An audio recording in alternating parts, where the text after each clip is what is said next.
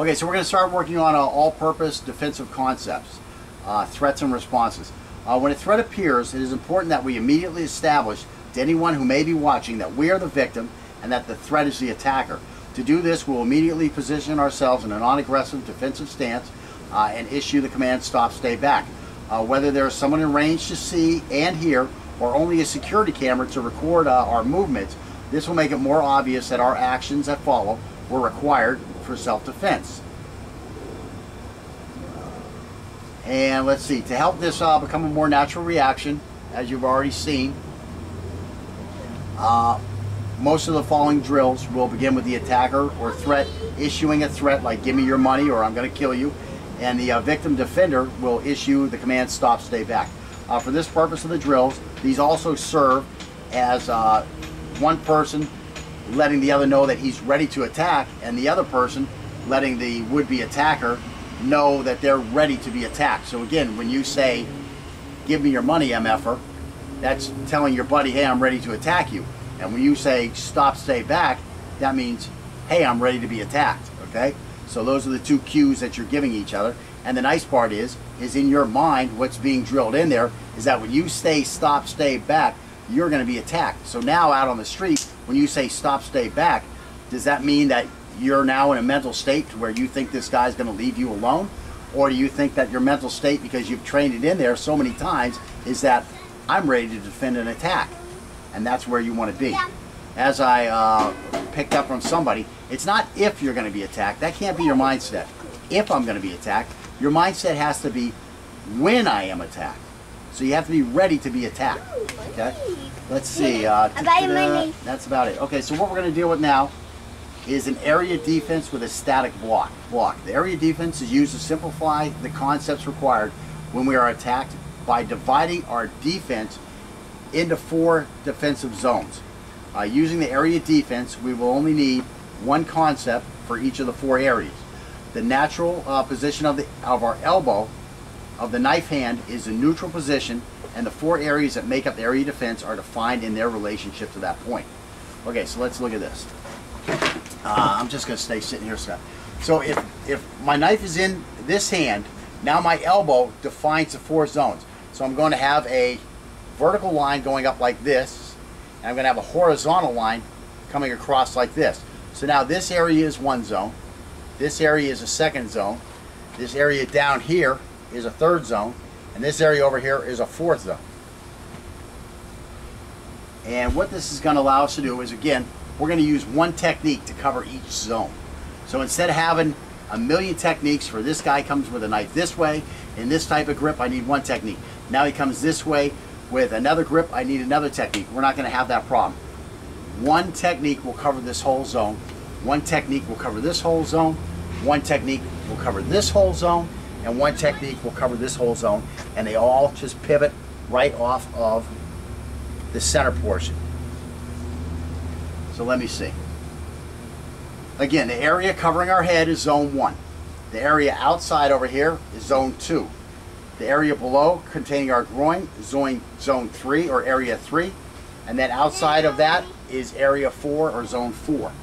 In general, when you are attacked by a fighter holding the knife in the same hand, your angle defense, okay, for that zone or area is going to match the first 4 attack angles. So again, if I'm holding the knife in my left hand and I come with an angle 1, well, while I'm on defense, that angle 1 is going to be coming in here into my zone 1, my area 1. So I'm going to use an angle 1 defense to block that or to intercept that angle. Okay. Same thing with a 2. You know, his angle 2 is going to be coming in this way at me. So boom, a angle 2 defense. And again, that 3 will be coming in this direction.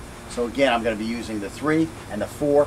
I'm going to use a 4, which is, you know, like your traditional down block. So let's see. That pretty much explains that. Now, one thing I do want to mention is that all 12 angles of attack can be defended by the 4 angle defenses. Now, this sounds a little crazy. Brookie just told me that, you know, 1 is blocked by a 1 and a 2 is blocked by angle defense 2. Yes, that's the basics, okay? But in reality, remember where this elbow is defines my zones, okay? So if this guy's coming in with a 1, well, he's in here. Well, if he comes with a 2, all I really have to do is turn this way, and now it's coming at my 1, my angle, my zone 1. So again, I can use an angle 1 defense on it. So I can use movement to control the angle or the area that he's attacking. So I can use movement to control the area that's going to be attacked, so that I can use the same defense. And that's where we're going to be going. But initially, we've got to fight our way through and, you know, work these concepts and these skills by using just the angle 1 defense to cover area 1. A very important part of the defense response is how to position the blade of the knife when the attack is directed toward the area. The blade should be positioned so that it meets the attacker's wrist joint in a way that will allow us to block, stop, or deflect the attack with the sharp edge of our knife, with the knife pointing up for areas 1 and 2, and the knife pointing down for areas 3 and 4. Okay? So again, the area 1 defense with a static block is performed with a pushing uppercut motion across our body, with the palm facing back and the sharpened edge of the blade leading the way. Okay? So again, that's going to look like this. And again, I can come down lower or I can come up higher. Pretty much all the same. An angle 2 defense with a static block. And again, a static block is the basic block. A static block is performed with a motion like we're waving a friend with the palm facing forward. So again, like we're waving, palm facing forward, sharpened edge of the blade leading the way. And area 3 with a static block is performed with a sweeping motion across the body, again with the palm facing forward, the sharpened edge of the blade leading the way. So again, that's going to be here like this. I'm going to push across here. And the angle 4 defense with a static block is performed with a sweeping motion away from the body with the palm facing back and the sharpened edge of the blade leading the way. So again, it's going to be this way here. This knife attack is coming in here, like on a nice angle 3, and boom, I'm going to be blocking it that way. Well, angle 3 from a right hand guy, angle 4 from a left hand guy. So let's see. It's important to remember that as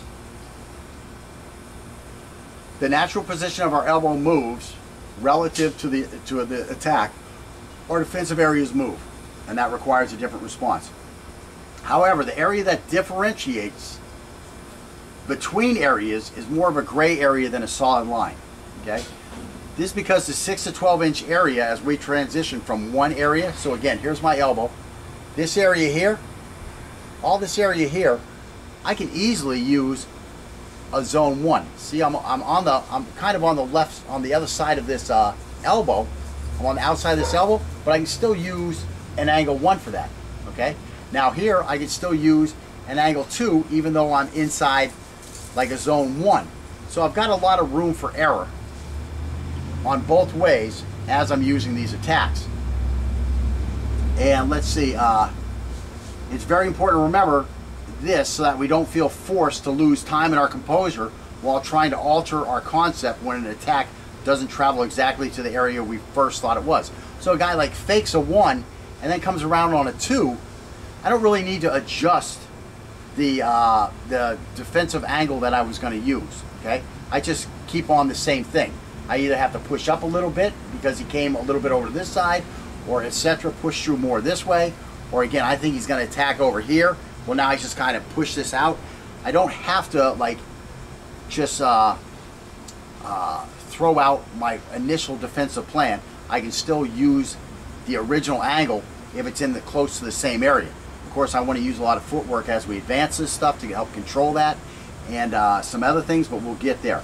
But in general, these things are so flexible that this area here, right where my elbow is, I can use any angle to defend this area here. So I don't have to pick the perfect angle to succeed. You know, it's not like, oh, I was going with angle 1 and here he comes. It's kind of in the wrong area. Now I'm dead. It's all over. You know, you don't have to worry about that type of stuff. You do have a little room for error inside of these things. And again, by using footwork and body positioning to get the elbow to the right spot, any angle defense can be used to respond to any angle attack. And again, that's where we want to get to. When I learned this stuff, you know, it was pretty definitive. This is what you're going to do. That's it. In time, we may be able to anticipate the area that will be attacked because it will often be dictated by the fighting style of our opponent. Now again, we talked about that earlier. You know, which angles are good depending on which way he's holding the knife. Well, as we go through, we're going to pick up more and more on it that, wow, when this guy has this type of a grip, he just can't perform anything but basically to this zone. And when he's got this one, oh, he's got a lot more choices. When he's got this one, wow, he doesn't have much choices. Everything's going to kind of be, if he's right-handed, everything's going to kind of be a 2. I can block everything with a 2.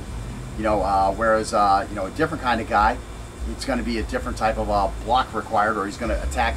His attackers are going to focus more on one zone than the other depending on his style. Now, once you get to this guy's not really limited, so he's your big trouble guy because he can get to all 4 zones pretty easily using his 12 angles of attacks. But in general, you know, the style does dictate a lot of how he's going to attack you, and that makes it easier for you to pick a defensive response. Okay, so let's see. If we think back to lesson 1, we'll remember that some grips had very strong attacks from certain angles, and some had highly ineffective attacks from other angles. And this will be emphasized while we're doing the static block drills, because when we do our drills for now on, what's going to happen? The guy defending is going to be using our style, but the guy attacking, he's going to be using different styles. And specifically, what we're going to do is we're going to work with this to take care of the hammer grip, the saber grip, and the modern grip, and we're going to use this to handle all the other things, because basically people are going to attack with a knife like this or like this, and if they attack with it in some other way, it's so limiting that we really don't need to spend a lot of time getting ready for those attacks. I mean, that's the easy guy. That's a guy who has no clue what the hell he's doing. It's going to be very easy to defend him because his attacks are so single-minded. I mean, they just don't have a lot of diversity to them. Okay, so let's see. It's important to note that while knife fighting styles have effective and ineffective angles of attack, the angle defenses have effective and ineffective uses depending on the angle of attack deployed against. In the next skill set we're going to work, we're going to use each angle defense against all 12 angles of attack. And we'll see that sometimes the angle defense is more effective than at other times, depending on the angle of attack. While doing the static block drills, we will not move our feet, but we can use body English to help us avoid, defend an angle of attack. So again, we're not going to be doing a lot of stepping. What we're going to be is, if he throws a funny angle at me that's not really made for a zone 1 response, I might have to lean way over here to get around the outside of that to move that elbow. And that's what we're going to initially be working on, is using body English rather than footwork to get our blade onto that attacking angle. And we're ready to start those drills.